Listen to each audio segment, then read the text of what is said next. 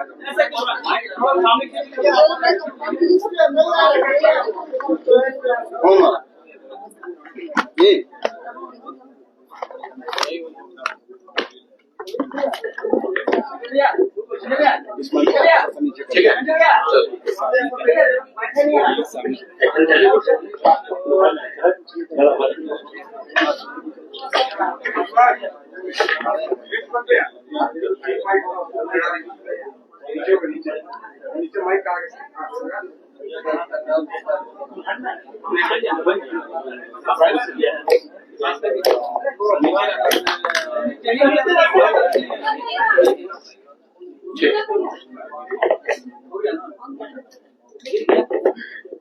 है। ठीक है,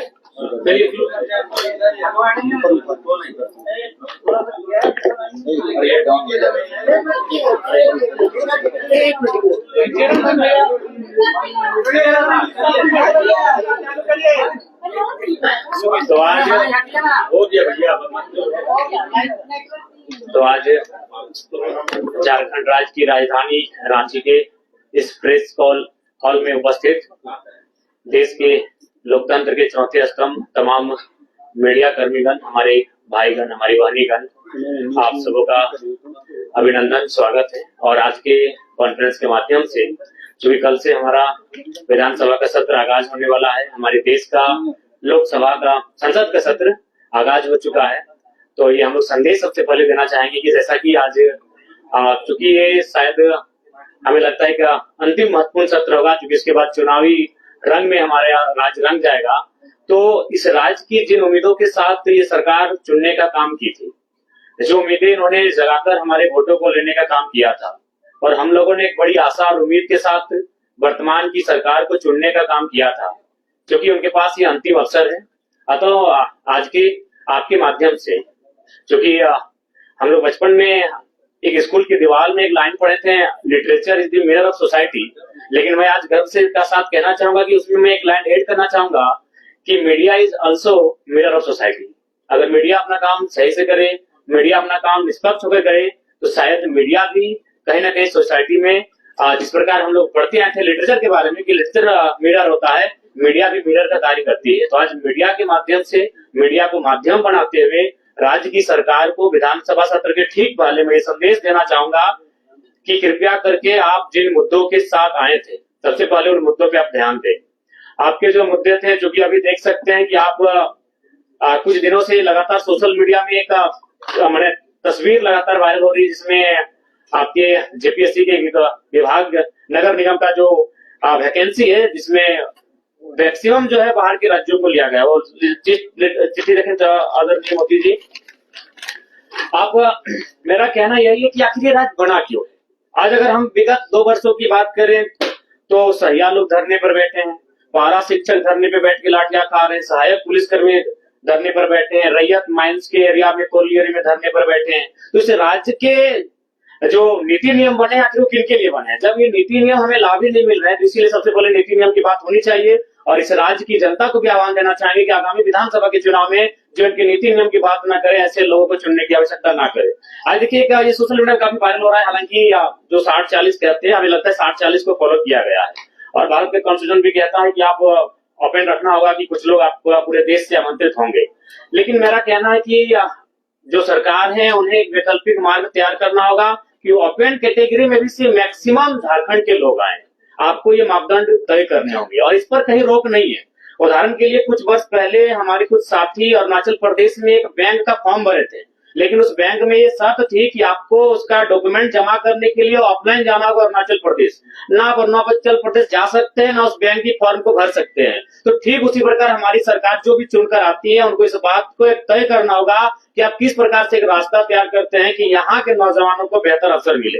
हम आज 2 चिट्ठी लेकर आए हैं, क्योंकि आज इस राज्य को जानना होगा 2 चिट्ठियों का अर्थ को। एक चिट्ठी है, इस चिट्ठी को भी हम पढ़ते हैं। ये चिट्ठी आपका नगर विकास एवं आवास विभाग, जो कि आपका जेपीएससी है, इसमें जिनको नौकरियां दी गई है उनका नाम है अन्वेषा अदिति, वसुधा शर्मा, पल्लवी तिवारी, और ये झारखंड की हैं, राहुल गांगुली।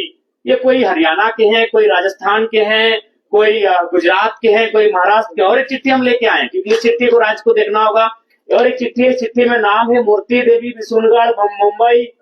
इस चिट्ठी में अगला नाम है कपिल देव महतो, रोहित साहब, गोविंद मरांडी, ललित महतो, जीवन लाल साहब। ये पिछले 6 महीना की हमारी प्रवासी मजदूरों की डेड बॉडी जो झारखंड आई। एक चिट्ठी हमारी साथ में है, ये चिट्ठी जिनमें 28 लोगों का नाम है, जिनमें 18 लोग हमारी नौकरियों को लूट के लेके जा रहे हैं और सरकार तमाशा देख रही है, बेचने का काम कर रही है। और इसी चिट्ठी में 16 लोगों का नाम है। ये प्रवासी मजदूरों की मौत का लिस्ट है। ये इसलिए झारखंड राज्य नहीं बना था। ये पीड़ादायक, हमें आप बार बार भारी वितरण की बात करते हैं, ऐसी पीड़ादायक तस्वीर किसी राज्य की नहीं है। ये सिर्फ पिछले 2 महीनों की लिस्ट है। मैं तारीख पढ़ूंगा, 23 तारीख 7वां महीना 2024, 23 तारीख 7वां महीना 2024, 12 तारीख 7वां महीना 2024, 13 तारीख 7वां महीना 2024, 15 तारीख 7वां महीना 2024। तो हम मरने के लिए झारखंड पैदा नहीं हुए हैं। 40% खनिज संपदा हम लोग हमारी जमीन से निकल कर जाता है, हम प्रवासी मजदूर बन के जाते हैं। हमारी लाश कहां से आती है? मुंबई से, मुंबई से, मुंबई से। कर्नाटक, गुजरात, मुंबई, केरल, हैदराबाद, पुणे, मुंबई, मुंबई, मलेशिया, गुजरात, तमिलनाडु, चेन्नई, हैदराबाद। ये चेन्नई और हैदराबाद की डेड बॉडी अभी घर नहीं पहुंची है। 4 दिन हो चुके हैं, 4 दिन हो चुके हैं। ये चेन्नई और हैदराबाद की डेड बॉडी अभी तक घर नहीं पहुंची है। मैं आपके प्रेस कॉन्फ्रेंस को कहते कहते मेरे कंठ सूख रहे हैं, मैं भावुक हो रहा हूं। इस दिन के लिए शहीद निर्मल महतो ने कलेजे में गोली नहीं खाई थी। इन लोगों के लिए कलेजे में गोली नहीं खाई थी। इनसे हमारी कोई आपत्ति नहीं है जो जिनका नाम इस लिस्ट में है। हमें आपत्ति सरकार से है। हमने इस लिस्ट के लिए, इस चिट्ठी के लिए हमने सरकार नहीं बनाया था। हमने इस लिस्ट के लिए झारखंड राज्य अलग नहीं किया था। हमने इसे रोकने के लिए झारखंड राज्य अलग किया था। ये 16 डेड बॉडी, ये कुछ ही महीनों का रिकॉर्ड कार्ड है। अगर हम आगे बढ़ेंगे तो और दर्दनाक तस्वीर सामने आएगी। पहले सरकार देख रहे हैं कहा कल्पना मैडम जाके प्रवासी मजदूर वापसी आए हैं, उनको लेकर जश्न मना रही है। अरे वो तो जिंदा है, जो लोग मर गए हैं इनकी डेड बॉडी पहले वापस कीजिए। इनकी डेड बॉडी कैसे आएगी उस पर मंथन कीजिए, उस पर चिंतन कीजिए। नाम पढ़ दे रहे हैं, शिवा महतो, नवाडी, चेन्नई में उनका देहांत हुआ है 21 तारीख 7वां महीना 2024। भुवनेश्वर सिंह, नवाडी प्रखंड, सेम प्रखंड, हैदराबाद, 24 तारीख 7वां महीना 2024। ये 2 चिट्ठी हमारे पास है। अब ये 2 चिट्ठी देखकर राजवासी तय करेंगे कि कब तक आखिर हमारे भोले वाले राजवासी इनके झांसों में ठगे जाएंगे। एक चिट्ठी जिनमें 28 नौकरियों का जिक्र है, ठीक है, 60-40 अनुपालन हुआ है, ठीक है, ये बी ग्रेड की नौकरियां हैं। लेकिन आप जो ओपन टू ऑल है उसमें आपको कुछ रास्ते तैयार करने होंगे। जैसे गुजरात और उड़ीसा में हमारे कई साथी जब इंटरव्यू के लिए गए, उनको गुजराती और उड़िया भाषा में इंटरव्यू का पेपर दिया गया, उस भाषा में उनको इंटरव्यू का लेटर दिया गया। तो ये राज्य सरकार को सोचना होगा कि आप इस चिट्ठी को कैसे इस चिट्ठी को और इस चिट्ठी को कैसे आप सुधार करते हैं। ये नहीं होगा। इस चिट्ठी के लिए, इस पेपर के लिए हमने झारखंड राज्य अलग नहीं किया था। हमने इस पेपर को समाधान करने के लिए झारखंड राज्य अलग किया था कि 40% खनिज संपदा देने वाला राज्य आज 2 महीनों में 16 प्रवासी मजदूर, उनका मृतक शरीर इस वतन में, इस प्रांत में वापस आता है। ये दुर्भाग्य का विषय है। तो इसलिए आज के हमारे प्रेस कॉन्फ्रेंस का उद्देश्य स्पष्ट है कि जो विधानसभा का सत्र जाएगा, 81 के 81 विधायकों को यही संदेश होगा कि आप कैसे यहाँ के नियोजन में, चाहे वो प्राइवेट सेक्टर हो, चाहे वो सरकारी सेक्टर हो, मैक्सिमम झारखंड के लोगों कैसे होगा, सदन में आप बैठे हैं, इस बात को आपको तय करना होगा। दूसरी बात, मैं माननीय मुख्यमंत्री से आग्रह करूंगा, देखिए एक कहावत है कि अपना अपना करो सुधार तभी मिटेगा भ्रष्टाचार। यदि आप अपना सुधार नहीं करेंगे तो आप लाख लोगों को बरगला लें, जब समय आता है तब आप अपने आप को आदिवासी का बेटा करके बच जाते हैं। लेकिन इस लिस्ट में आदिवासियों का भी नाम है। इसलिए सबसे पहले मैं आपको एक छोटी सी घटना याद, कहानी आप पढ़े होंगे, एक वेद की कहानी है जो जड़ी बूटियों से इलाज करता था। एक दिन एक महिला अपने बच्चे को लेकर उस वैद्य के पास गई और वैद्य से कहा कि मेरा बेटा का तबीयत खराब है, इसका इलाज कीजिए। तो वैद्य ने कहा 2 दिन के बाद आइए। जब 2 दिन के बाद महिला अपने बेटे को लेकर वैद्य के पास गई तो वैद्य ने कहा कि इसे कहिए गुड़ ना खाए। तो वो महिला बहुत नाराज हो गई कि ये 2 दिन पहले भी ये बात बता सकते थे। तो वैद्य ने कहा कि आपके जाने के बाद मैंने पहले गुड़ खाना बंद किया। तो ठीक मुख्यमंत्री को कहना चाहेंगे, आप आदिवासी अगर हितैषी हैं तो पहले नेमरा गोला के अलावा जहां जहां आपका जमीन है आदिवासियों को वापस कर दीजिए, तभी आपको आदिवासी हितैषी कहेंगे। आप धन बोकारो में रखेंगे एकड़ जमीन, आप दुमका में रखेंगे, आप रांची में रखेंगे, बिल्कुल।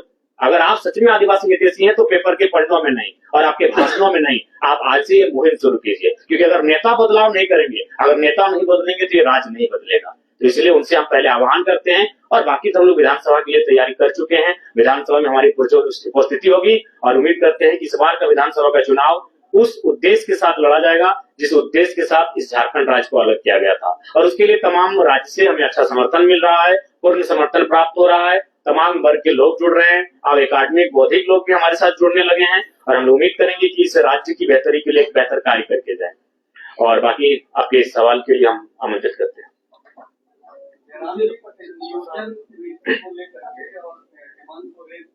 जमीन को लेकर के आप निशाना साध रहे हैं, आपके पास क्या कोई आंकड़ा है जहां पे हेमंत सोरेन ने गलत तरीके से नेहरा के अलावे जमीन? जी, एक सम्मानित प्रभात खबर में छपा था। हम लोग आखिर किसी सोर्स से बात कर रहे हैं। अगर हम गलत हैं तो फिर उस अखबार पे आपको फटकार लगानी होगी। ये बोकारो का मामला है। जी जी, हमारे पास तमाम सबूत है। उसके लिए आप हमारे साथ चलें, एसटीएम ऑपरेशन के साथ आपके साथ हम लोग खड़े रहेंगे। नियोजन नीति को लेकर के बातचीत अगर हेमंत सोरेन ने कही थी मुख्यमंत्री रहते हुए कि भले ही 60-40 का ये चल रहा है, लेकिन प्रयास रहेगा कि 80% जो लोग हैं वो समाजबंदी लोगों। तो कैसे करेंगे आप? वही मैं आपसे वो जी, उसके लिए हम लोग सुझाव देना चाहेंगे कि जिस प्रकार से BC1 BC2 को आपने कैटेगराइज किया है, सेंट्रल लिस्ट में ओबीसी है और जब वो राज्य में आता है तो BC1 BC2 बन जाता है। तो एक सुझाव हमारा रहेगा कि आप जनरल 1 और जनरल 2 में परिभाषित करें। आप 60-40 के बाद जो 20 आएगा उसको जनरल 1 में रखें और बाकी जो अगला 20 आएगा उसको जनरल 2 में रखें। जनरल 1 में ये शर्त रखें कि इसमें जो भी भरेंगे वो झारखंड के ही भरेंगे और उनका आधार होगा कि खतियान के आधार पर आपके जो आवासीय प्रमाण पत्र निर्गत होंगे, आपके जाति प्रमाण पत्र निर्गत होंगे, झारखंड से निर्गत होंगे। और उसके बाद जो आप जनरल 2 रखेंगे जिसमें बाकी 20 बचेगा, उसमें आप पूरे हिंदुस्तान को आमंत्रित कीजिए। एक बात ये बताइए कि आप आंदोलनकारी को नहीं लेता है, चुनाव लड़ने जा रहे हैं जी, ये जो कुछ नाम तो सार्वजनिक कर रहे हैं जिनको नौकरी मिली है जो बाहर में है, सुरक्षा का मसला आता है क्योंकि स्थानीयता यहाँ का बहुत बड़ा मुद्दा है, गंभीर मुद्दा है, सेंसिटिव। जी, झारखंड के लोग बहुत सरल होते हैं। मैं उदाहरण दे रहा था, मैंने कहा कि उनसे हमारी कोई बैर नहीं है। हमें उस सिस्टम से आपत्ति है कि आप हमारी बॉडियां प्रदेशों से वापस आएंगी और हमारे हिस्से की नौकरियों का किसी और को बांटेंगे, इससे लेकर हमें आपत्ति है।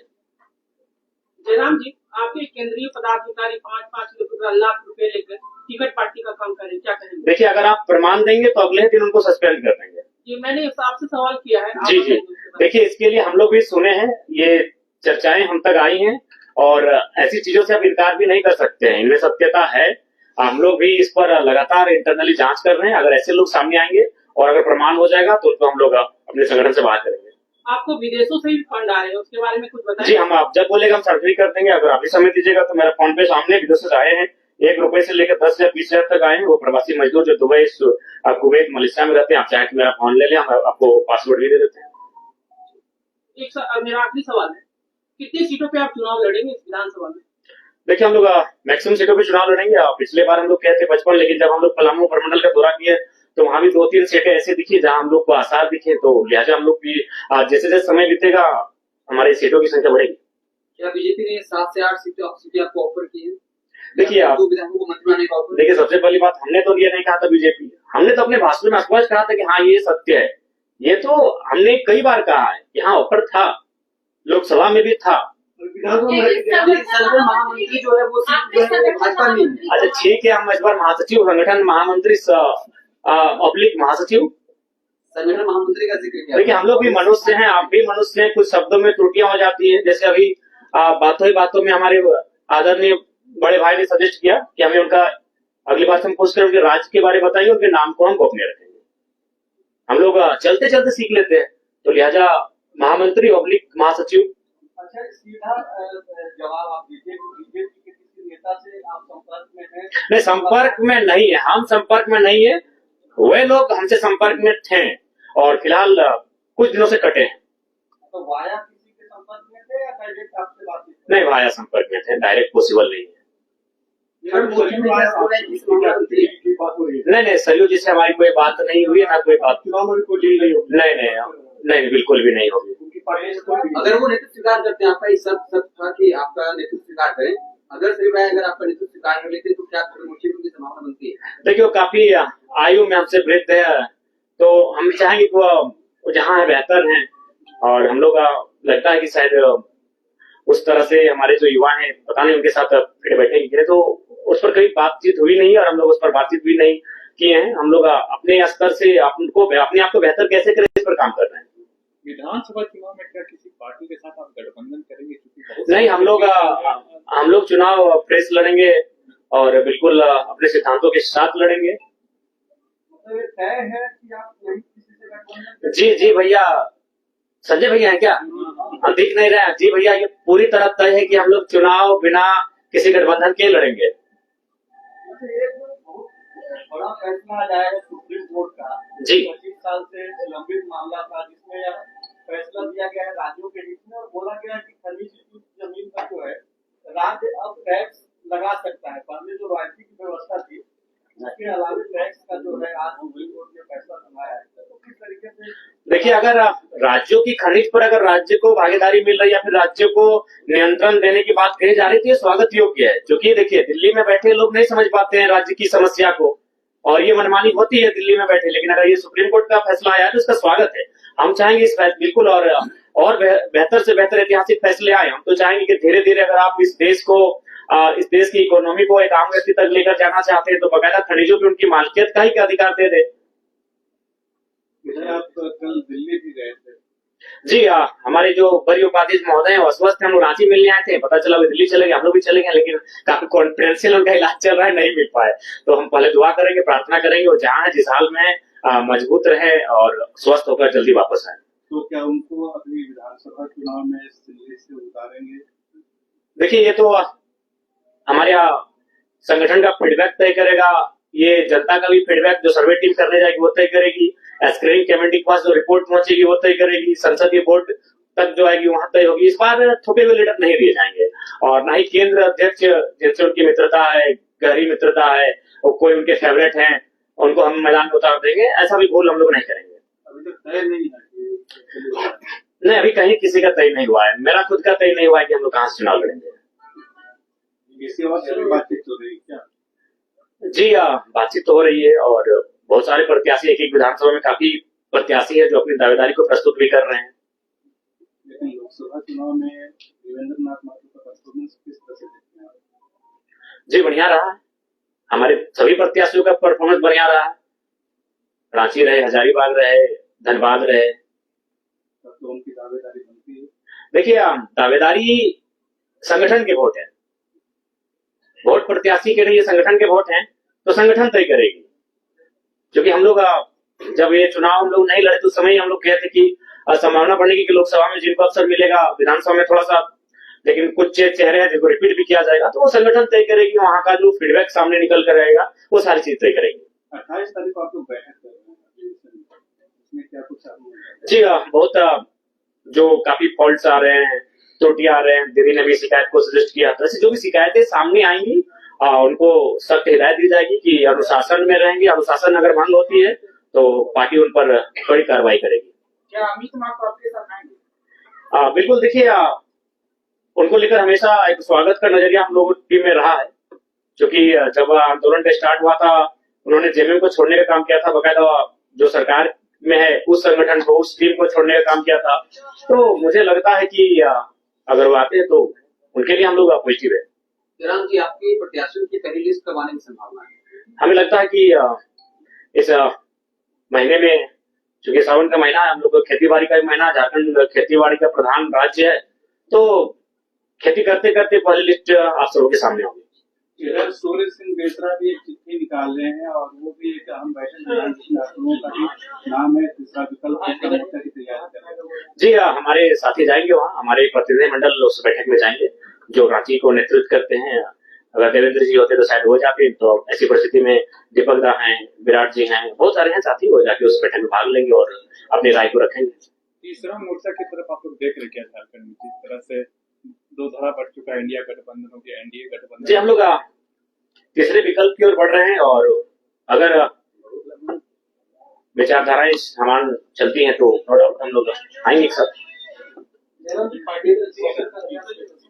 देखिए, जहां तक पार्टी के रजिस्ट्रेशन का सवाल है, अंतिम पड़ाव की ओर है, और हमें आशा है कि एक सप्ताह के भीतर हम लोग का पार्टी का रजिस्ट्रेशन नंबर अलॉटमेंट कर दिया जाएगा। कुछ त्रुटियां आई, चूंकि कुछ लोग केंद्र तक पहुंचे थे कि हमारी पार्टी का रजिस्ट्रेशन ना हो, जो कि दुर्भाग्य है। लोकतांत्रिक देश है, हमें हराइए, मैदान में उतर कर हराइए, हमें पूरी तरह हराइए, इतना पूरी तरह हराइए कि हम लोग 2029 में चुनाव लड़ने का हौसला न रख पाए, ऐसे हराइए हमें।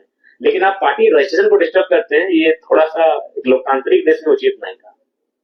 संसद बजट पास हुआ है, झारखंड को जो घोषणा है क्या आप उससे संतुष्ट हैं? नहीं, बिल्कुल संतुष्ट नहीं है। झारखंड को जो मिला है बहुत सारी खामियां हैं, और हम लोग संसद की जब आपने बात कही है तो हम जितने भी हमारे 14 नवनिर्वाचित सांसद चुन के गए हैं उनसे भी हमारा संदेश होगा कि जो झारखंड को एक विशेष राज्य दिलाने के लिए अपनी आवाज को बुलंद करें, और विशेषकर जो झारखंड के जमीन संबंधित कानूने हैं उनको लेकर अपनी आवाज को बुलंद करें। झारखंड के जो विस्थापितों के मामले हैं उनको लेकर अपनी आवाज बुलंद करें। और आपके बातों ही बातों में पता चलेगा आज केंद्रीय मंत्री भी आए हैं, तो अगर उन तक हमारी आवाज नो डाउट जाएगी ही, कहीं ना कहीं उनके कानों तक जाएगी किसी न किसी माध्यम से, तो उनको हम यही कहना चाहेंगे कि आप आए हैं कोयलांचल में आपका स्वागत है, लेकिन आप कोशिश कीजिएगा कि कोयलांचल के कोयले में जो आग लगी है केवल उसको देख के मत जाइएगा, कोयलांचल के जो विस्थापित थे उनके कलेजे में जो आग लगी उसको भी देखकर जाइएगा। और सांसदों से आग्रह होगा विशेषकर जमीन कानूनों को, क्योंकि मैं 2 सालों से लगातार मैं कह रहा हूँ, आज अगर मेरे घर में सबसे ज्यादा शिकायतें कहीं से आई है तो जमीन संबंधित आई है। जमीन संबंधित इसलिए आई है क्योंकि ये बिल गेट्स ने दुनिया को बताया है कि आज के डेट में सबसे बड़ी संपत्ति कुछ है तो वह जमीन है। तो इसलिए यहाँ के लोगों की जमीनों पर जोरदार लूट मची है। वही उस समय जब सीएनटी और एसपीटी की कानूनें हैं, इन कानूनों को धराशायी करते हुए लूट जब मची है, तो ऐसे में सोच सकते हैं कि आम व्यक्ति न्याय के लिए कितना संघर्ष कर रहा है। तो इसलिए मेरा मानना है कि इस राज्य को एक विशेष राज्य का दर्जा दे, इस बात की आवाज उठाई जाए, इस राज्य को संरक्षण मिले, इस बात की आवाज उठाई जाए। और आवश्यकता है, नहीं तो आज देख सकते हैं असुरी जनजाति समापन की ओर है, बिरहोरी समुदाय अपने बहुत समापन की ओर जा रहे हैं। बहुत सारे ऐसे समुदाय हैं जो लगभग नष्ट हो रहे हैं। तो इसको अगर बचाना है, संरक्षण देना है, तो मुझे लगता है इस विषय पर पहल करनी चाहिए। झारखंड और जब झारखंड रांची राजधानी में आंदोलन का शुरुआत होता है, जब आप दूरी बताकर देखिए, सबसे पहली बात, अच्छा एक बात बताइए, हम ऐसा थोड़ी कहीं हम लोग पिकनिक स्पॉट पे बैठे हैं। सबसे पहली बात, अगर रिजवान जी को कुछ होता है, मोतीलाल जी को कुछ होता है, संजय जी को कुछ होता है, मनोज जी को कुछ होता है, देवेंद्र जी को कुछ होता है, तो पूरा राज्य जानता है। लेकिन हम जहाँ थे वहां 3 दिनों से हाथियों का आतंक था। अगर वहां समस्याएं नहीं होती हम आते, हम समस्याओं के बीच घिरे थे। तो इसलिए सबसे पहली बात आपको इस बात को जानना होगा कि एक समय में कई आंदोलन हम लोग करते हैं। जैसे एक दिन 4 जगह हमारी टीम धरना पर बैठी थी, आज चारों जगह कहीं 7 लाख, कहीं 12 लाख, कहीं 16 लाख मौजा लेके उठी। तो हर जगह जयराम महतो का जा पाना संभव नहीं है। हर आंदोलन को हम लोगों ने समर्थन किया है। तो संगठन इसीलिए होता है। आप किसी भी संगठन की बात कीजिए, क्या हर जगह आईसू या जेएमएम के केंद्रीय अध्यक्ष पहुंचते हैं? तो नो डाउट आज बीते 2 सालों में जनता की उम्मीद बनकर कोई आया था, हमारा संगठन आया है।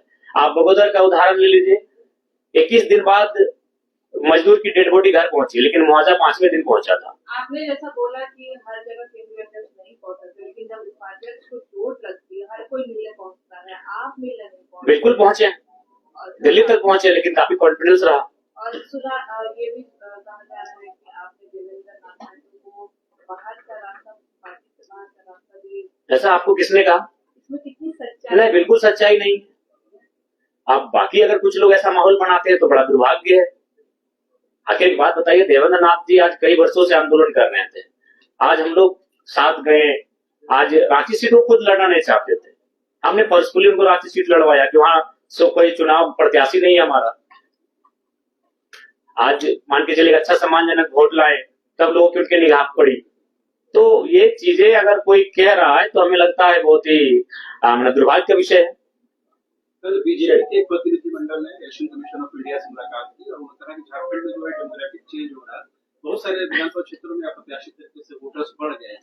आपका क्या ऑब्जर्वेशन है कि वाकई में झारखंड में क्या जनसंख्या की परिवर्तन आया?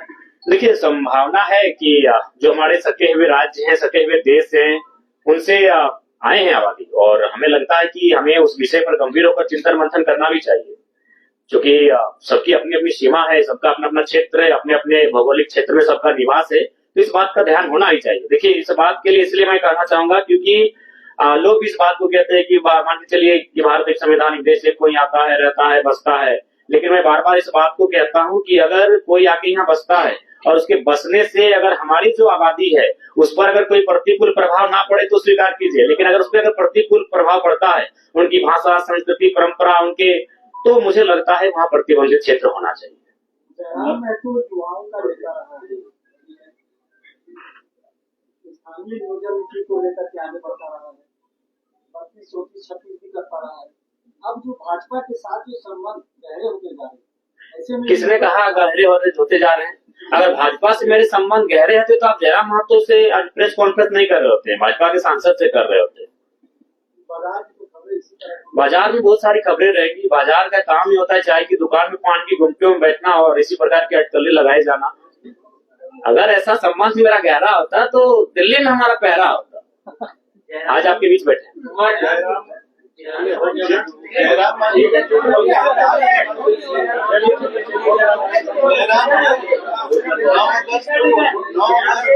आदिवासी दिवस मनाया जाता है और आप हमेशा से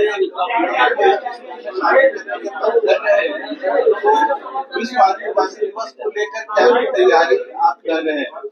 बिल्कुल, हमारा संगठन चूंकि एक नया फलता फूलता संगठन है, नो डाउट हमारा संगठन उसकी तैयारी है। बकायदा इस बार जो हमारा कार्यक्रम होगा वो कोल्हान प्रमंडल में होगा आदिवासी दिवस का। उस दिन हमारा एक बेहतरीन कार्यक्रम होगा, सभा भी होगा, तो उसकी तैयारी है। सवाल आप जयराम जी, ये विधानसभा चुनाव बोर्ड में आ चुके हैं, आप लोग भी चुनावी मैदान में उतर रहे हैं। कुर्मियों का वर्षों से एक मांग रहा है कि उसे आदिवासी में शामिल किया जाए, इस डिमांड पर आपकी क्या राय है? देखिए, मैंने स्पष्ट कहा है कि सबसे पहले अगर आप कुर्मियों की मांग को समझना है तो इतिहास को समझना होगा। आज अगर सबसे पहली बात है कि आज दुर्भाग्य का विषय है कि कुर्मी और एसटी इसको वर्सेस बना दिया जाता है, जबकि आप सभी जानते हैं कि अगर इस राज्य को अलग करने में पहला अगर दो कौम किसी का नाम आता है तो कुर्मी और एसटी का आता है। निर्मल महतो की वो बोली, उसकी आवाज, उसकी गूंज, उनके शरीर से बहता हुआ खून धरती पर टपकने के बाद वो सुगंध आज तक शांत नहीं हुई है, जिस शख्स के कारण ये झारखंड राज्य अलग हुआ, आजाद हुआ। तो आज ये भ्रम की स्थिति यह था कि बता दी जाती है कि रिजर्वेशन, सबसे पहली बात आपको जानना होगा, मैं आपको एकदम प्रैक्टिकली और लॉजिकली कहता हूँ।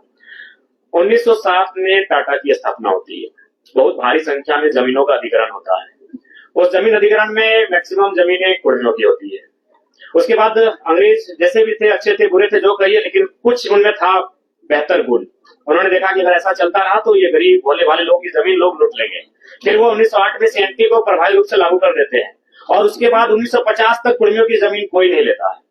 1908 में जैसे सीएनटी लागू होता है, 1907 में एकदम बड़ी बेरहमी से टाटा जमीन लेती है। 1908 में सीएनटी लागू होता है, 1950 तक कोई नहीं लेता है। लेकिन फिर यही बात खलने लगती है उद्योगपतियों की कि अगर किसी का जमीन आपको लेना है तो उसको शेड्यूल से हटाना होगा, उसको नॉन शेड्यूल करना होगा, अनशेड्यूल करना होगा, तभी जमीन लेने में सुविधा होगी। और 1950 में शायद दिसंबर का महीना या सितंबर का महीना उन्हें विदाउट नोटिफिकेशन के जैसे ही बाहर किया जाता है, 1951 में लगभग 50 कुर्मी गांव स्थापित कर दिए जाते हैं एक झटके में। नाम होता है सिंदरी, जिसको आज हर्ल के नाम से आप जानते हैं। दौर शुरू हो जाता है, दौर का नाम आप बोकारो पहुंच जाते हैं, उस दौर में आप चांडिल डैम पहुंच जाते हैं, उस दौर में आप कोणार्क डैम पहुंच जाते हैं, उस दौर में आप तमाम कोलियरी पहुंच जाते हैं। और आज भी अगर आप विस्थापन को जानना चाहते हैं तो अगर आप बिना कुर्मी को जाने विस्थापन को नहीं जान सकते हैं। 1907, 1908, 1950 नोटिफिकेशन आउट होना, 1951 से सिंदरी प्लांट से ही तमाम एचईसी के भी अध्ययन कीजिएगा, कुर्मियों की जमीनें बहुत मात्रा में मिलेंगी। यानी एक बहुत बड़ी साजिश थी इनको शेड्यूल से हटाने की।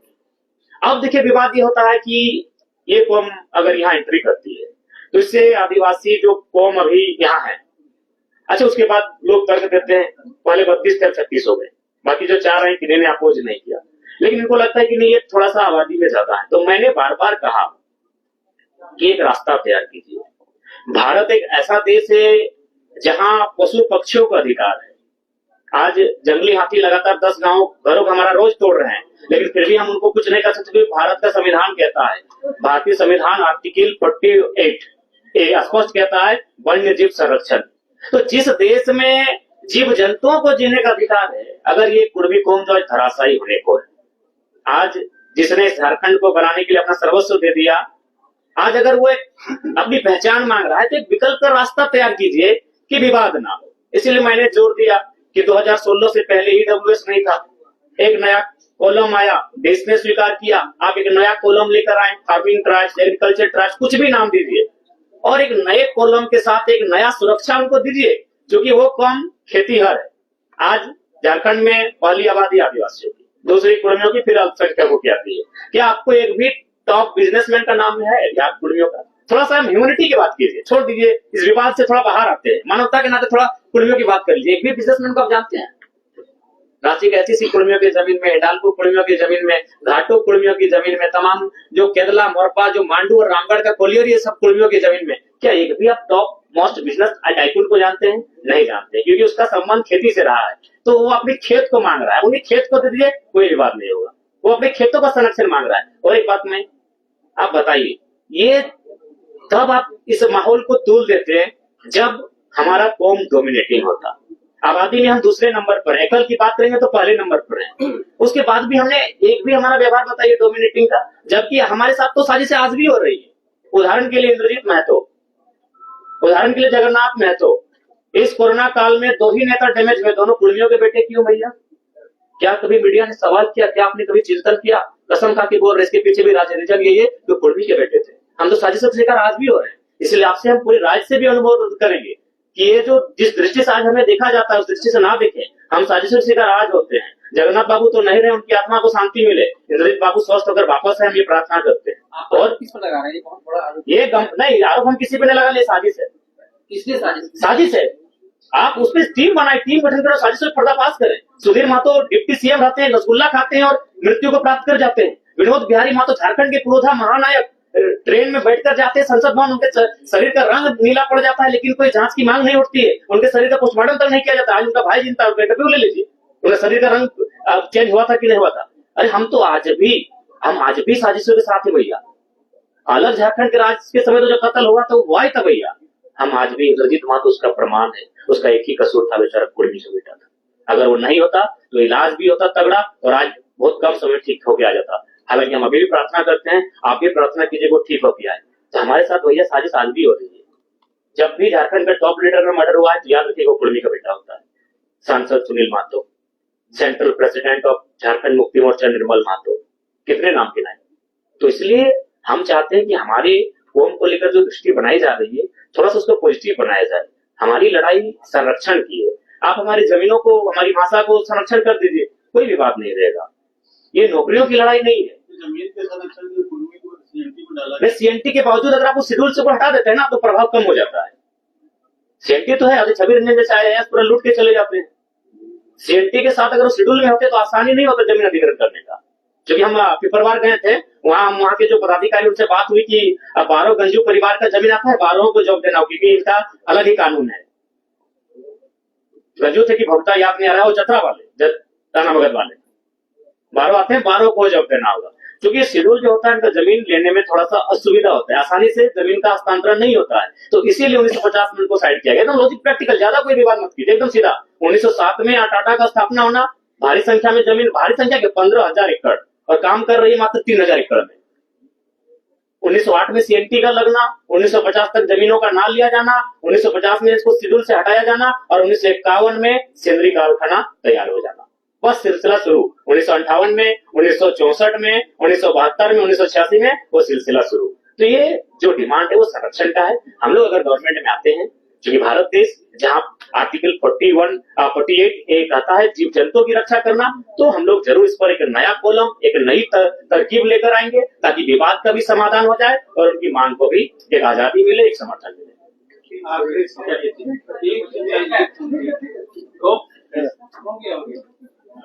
जी सर, यहाँ 1 बजे का समय था, 2 बजे के बाद। सर हम माफी चाहते हैं, एक्चुअली मौसम खराब था और सेहत भी खराब है। सेहत भी खराब है। धन्यवाद।